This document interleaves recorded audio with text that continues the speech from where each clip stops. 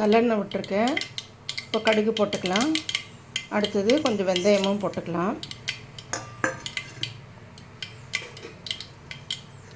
இது பொரியட்டும்.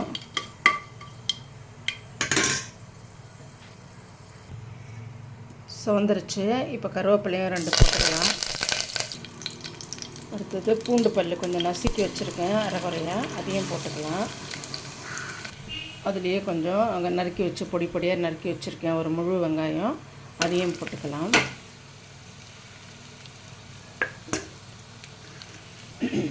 வெங்காயம் வதங்கிறதுக்குள்ளே ஒரு பெரிய தக்காளி எடுத்திருக்கேன். அதை மிக்ஸி ஜாரில் போட்டு நைஸாக அரைச்சின்னு வந்துடலாம். இப்போ வெங்காயம் நல்லா சவந்துருச்சு. இந்த அளவுக்கு போதும். அடுத்தது நான் சின்ன சின்னதாக நறுக்கி வச்சுருக்கேன் இந்த கருணக்கிழங்கு துண்டு துண்டாக, அது இந்த வெங்காயத்திலே போட்டு அதையும் ஒரு வதக்கிக்கலாம்.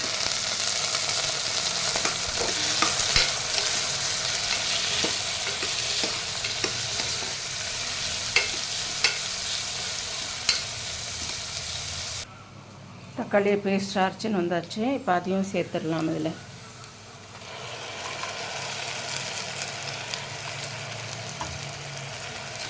அதையும் சேர்த்து நல்லா ஒரு வதக்கிக்கலாம்.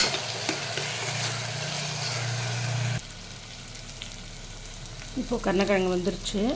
ஒரு கரண்டி அளவுக்கு நான் மிளகாய் பொடி சேர்த்துக்கிறேன். இப்போது கருணக்கிழங்கு கூட கொஞ்சம் மஞ்சள் பொடி சேர்த்துக்கலாம். ஒரு 1/4 ஸ்பூன் அளவுக்கு மஞ்சள் பொடியும் சேர்த்துக்கிட்டேன். இப்போ இது பச்சை வாசனை போகிற அளவுக்கு கொஞ்சம் நல்லா வதக்கிடலாம். தேவையான அளவு உப்பு சேர்த்துடலாம். இதுலேயே கொஞ்சம் நிதானமான தீயில் வச்சுட்டு கொஞ்சம் நல்லா வதக்கிக்கோங்க. அப்போ தான் பச்சை வாசனை போகணும் இல்லையா, அதனால் நல்லா வதக்கிட்டு அப்புறம் புளி தண்ணியை சேர்த்து மூடி 3 விசில் விட்டால் போதும். குழம்பு ரெடி. இப்போ வதங்கிருச்சு. இப்போ புளி தண்ணியை விட்டுடலாம். புளி தண்ணியை கரைச்சி வடிகட்டி எடுத்து வச்சுருக்கேன், அதையும் ஊற்றிடலாம்.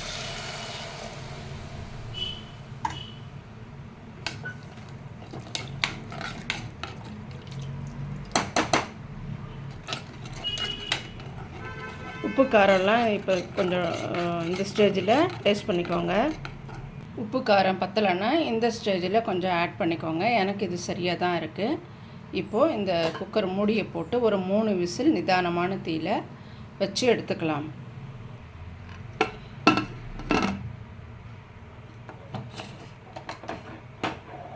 மூடிட்டேன். ஒரு 3 விசில் வரட்டும், இறக்கி பார்க்கலாம்.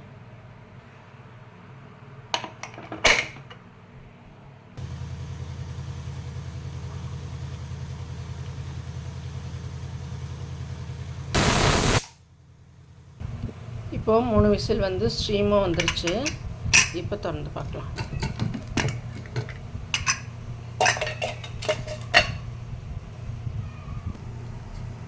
இப்போ பாருங்கள், இது வந்து கொஞ்சம் தண்ணியாக இருக்குதுன்னு நீங்கள் ஃபீல் பண்ணிங்கன்னா திருப்பியும் இதை அடுப்பில் வச்சு குக்கர் ஓப்பன் பண்ணதுக்கப்புறம் அடுப்பில் வச்சு ஒரே ஒரு துண்டு பாருங்கள், நான் எவ்வளோ போடுறேன் பாருங்கள், இந்த வெல்லத்தை சேர்த்து ஒரு கொதிக்க வச்சு இறக்கிட்டிங்கன்னா சூப்பரான ஒரு கருணக்கிழங்கு புளிக்குழம்பு ரெடி. இது ஒரு தடவை நீங்கள் சாப்பிட்டிங்கன்னா மறுபடியும் பண்ணணும்னு தோணும். உங்களுக்கு நாக்கு சுண்டி இழுக்கும். நீங்கள் இதை பண்ணிவிட்டு எனக்கு கமெண்ட்லேயும் சொல்லுங்கள் எப்படி இருந்ததுன்னு சொல்லி. அட்டகாசமான கருணக்கிழங்கு புளிக்குழம்பு ஜவ்வரிசி வத்தலோடு சாப்பிட்டு பாருங்கள். சுவையோ சுவை. திருப்பி செய்ய தூண்டும் அருமையான குழம்பு. செஞ்சு பார்த்துட்டு கமெண்ட்டை பதிவு பண்ண மறக்காதீங்க. தேங்க்யூ ஃபார் வாட்சிங்.